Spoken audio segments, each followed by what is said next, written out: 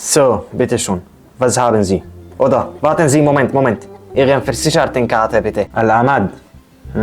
Al-Ahmad, ja. Ausländischer Name. Und ihr seid auch dazu krank. اليوم بهي الحلقة راح نقول لكم الجواب الشافي حسب ما توصلنا له من معلومات وأخبار موثوقة. هاد وبعد حلقتين من سلسلة السوريين في ألمانيا وصلنا للجزء الثالث والأخير بهي السلسلة. وفي منكم كتير عم يسأل شو علاقة عنوان الحلقة يلي تحت الصورة المصغرة إنه السوريين راح يترحلوا في ألمانيا.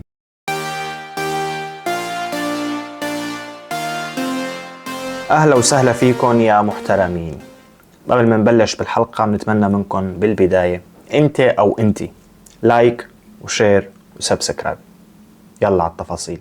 بأي موضوع عم نحكي فيه بحلقاتنا على اليوتيوب بتكون ممزوجة ببعض الوقائع منكهة بعض الشيء بالكوميديا، يعني كوميديا وواقع مع كوميديا. هادي يا سيدي قطعنا فترة 2015 ويلي درس ويلي اشتغل ويلي فتح مشروعه الخاص فتح، مثل ما حكينا بحلقاتنا الماضية. وعن سيرة المشروع، هادي يا سيدي صار بأغلب المدن الألمانية محلات عربية، ماركتات، محلات حلاقة عربية، وأي مهنة تانية بتخطر على بالك صارت متوفرة. بس اللي عرفته ولقيته خلال هالفترة إنه نحن الشعب السوري ما حدا بيحب حدا. لك قصدي تشتهي على شغلة من ريحة بلادي، بتروح تشتري مثلا ملوخية على سبيل المثال وبتدخل على هالماركت العربي، لأنه هيك شغلات ما بتلاقيها بغير ماركتات، ما بتلاقيها غير بالماركتات العربية. تدخل على هالماركت لتشتري الملوخية، أول ما بتدخل على هالماركت بيخطر على بالك هذا المحل يكون كل شيء إلا ماركت. لك والمشكلة مالك اجي تدوس، العالم قتل قتول فوق بعضها، والمحل كله متر بمترين إلا بعض الماركتات حرام مترين بمتر. وبتدخل على المحل تجيب الملوخية بتلاقي حالك طالع بسلة مليانة، هي إذا كان في سلات طبعا. بيتملخوا ايديك وبتروح لتحاسب. خبز، حلويات عربية، مكسرات، نقرشات وعدد للبيت بتحط لك 200 يورو. بتحس يا انضحك عليك، والمشكلة مو هون، المشكلة بتطلع وانت مبسوط. ليش ايش في الله اعلم، 200 يورو حق كم غرض صغير. الله وكيلك بتروح على ماركت الماني بتجيب هالبضاعة بس ما بتكون انتاج عربي ب 60 او 70 يورو. ليش هالسرقة؟ لك قصدي ليش عم تضحكوا علينا؟ ولك ويا ريت بضاعة. الخبز اول يوم والتاني اذا طول للكب. لك ايه معلش يا علي، ايه انتو بالمانيا وكل يوم تقطف لك من هالشتلة يلي زرعها على الشباك 100 يورو، حتى شوفوا هاي الشتلة كل يوم بتورد ل 100 يورو، وكله كوم، والمواعيد بألمانيا كوم. فعلا ألمان، يعني إذا موعدك 8 لازم تكون 8، مو 7 و59 أو 8 ودقيقة، وخاصة إذا كان بالمؤسسات الحكومية. وجرب وتأخر مثلا إذا كان عندك موعد بوكالة التوظيف أو بالجوب سنتر. الجوب سنتر هذا معروف، لك حتى السوريين يلي عايشين بسوريا بيعرفوا شو هو وشو شغلته. بألمانيا موت ولا تروح الدكتور، لا تروح الدكتور بألمانيا. So, bitteschön. Was haben Sie? Oder, warten Sie, Moment. Ihren Versichertenkarte bitte. Al-Ahmad. Al-Ahmad, ja. Ausländischer Name. Und ihr seid auch dazu krank. Also, wo ist der Schmerz? هون دكتور، هون ضايق نفسي وصدري. Bezahlen Sie Steuer? Entschuldigung, wo arbeiten Sie? ما عم بشتغل عاطل على العمل. Arbeiten Sie gar nichts? Dann haben Sie nichts. Wasser trinken. لك وكل الله دكتور، شو اشرب مي؟ Wasser trinken. هلا مو كل الشعب الألماني هيك أو حتى الدكاترة هيك، بس لا يخلو الأمر من وجود بعض هاي الإشكالات هاي بالمؤسسات الحكومية أو حتى مؤسسات خاصة. هلا السوريين يلي بسوريا بيرقدوا بدوروا على الدكتور يلي بيكون خريج أوروبا، والسوريين يلي بأوروبا بيرقدوا بدوروا على الدكتور السوري يلي خريج سوريا.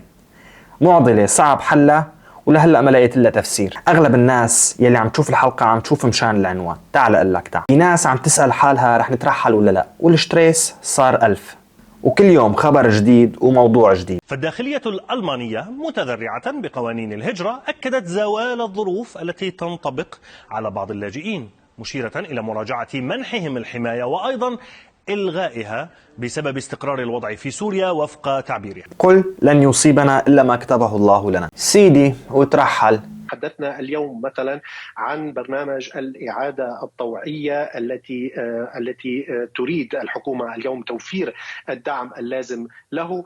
ما زال يفتقد إلى آليات متابعة وتنفيذ على الأرض حتى في الوطن الأصلي، في حال ذهب هؤلاء اللاجئين الذين غير موافق على بقائهم في ألمانيا أو الذين يريدون العودة إلى سوريا أرادت الحكومة تقديم الدعم لهم تحتاج أيضا إلى آليات متابعة على الأرض هناك، إن كان سيقدم على شكل منح مالية أو حتى لإقامة مشاريع من نوع ما في هذا البلد. يلي بدأ من الصفر ببلد مجهول ولغة مجهولة وصعبة وقدر يثبت حاله، قادر إنه يبني حاله كمان من الصفر وببلده هالمرة. استلم هالكارتوفل، لك قصدي استلم ميرتس وصار مستشار لألمانيا. يا أخي بكرهك والله العظيم ما حبيتك. هو استلم من هون وبلش من هون، بدنا نرحل، بدنا نعمل، بدنا نسكر الحدود، بدنا نوقف لم الشمل، شم اللمل، راح نساوي كارتوفل سلطة، راح نوقف لم الشمل، شم النمل. خبر سيء للاجئين ذوي الحماية المؤقتة. سيتم وفق الاتفاق اليوم وقف برامج لم شمل اللاجئين من ذوي الحماية المؤقتة. هنا تمكن المحافظون من تمرير موقفهم. القضية الثانية تتعلق بالتجنيس. في الماضي كان الائتلاف الحاكم يسمح للأجانب بالتجنيس بعد 3 أعوام. سيتم إلغاء هذه القضية وسيتم التجنيس بعد مرور 5 أعوام من إقامة الأجنبي على الأراضي الألمانية. القضية الثالثة هنا أيضا تمكن المحافظون من تمرير موقفهم، وهو إجراءات الإرجاع عن الحدود، إرجاع اللاجئين عن الحدود. الفرق الوحيد هو يقول هذا الاتفاق اليوم أن عمليات الإرجاع ستتم بعد الاتفاق مع الجيران، مع الدول المجاورة. في جميع هذه النقاط الثلاث تمكن كما قلنا الاشتراكيين المحافظون من تمرير مواقفهم على الاشتراكيين الديمقراطيين. هلا هن وقفوا اللجوء الإنساني، بس ما بنعرف إذا وقفوا اللجوء الحيواني. بلكي شي مرة هالحمار هالحيوان هاد قرر يجي لهون، إلهي بتجي لهون بمسكوك مسكة الكلب يا حيوان.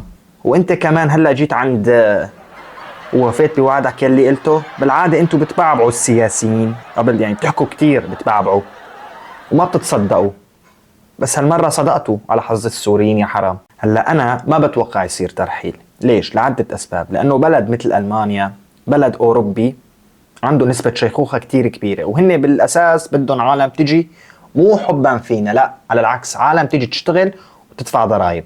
وشغلة تانية مشان يكسروا هالجمود هاد، لك باردين يا زلمة، باردين. وين يرحلوا هالعالم؟ بعدين الجوب سنترات كلها بتوقف شغل. لك قصدي العمال اللي بالجوب سنتر كلهم بيبطلوا، ما ضل عندهم شغل. دروس اشتغل وتعابع حالك كان لما توصل لهالموصول هاد، ولسه الوقت قدامك، وقادر بالدرجة الأولى تثبت لحالك ونفسك قبل المجتمع وقبل الكل إنك قادر تثبت حالك بأي بلد وتعمل بصمة. وهيك بنكون وصلنا لنهاية حلقتنا اليوم، أو بالأحرى سلسلة السوريين في ألمانيا. بتمنى تكون السلسلة عجبتكم، وبنهاية السلسلة وحلقة اليوم بتمنى منكم لايك وشير وسبسكرايب. بنشوفكم بحلقات تانية. سلام.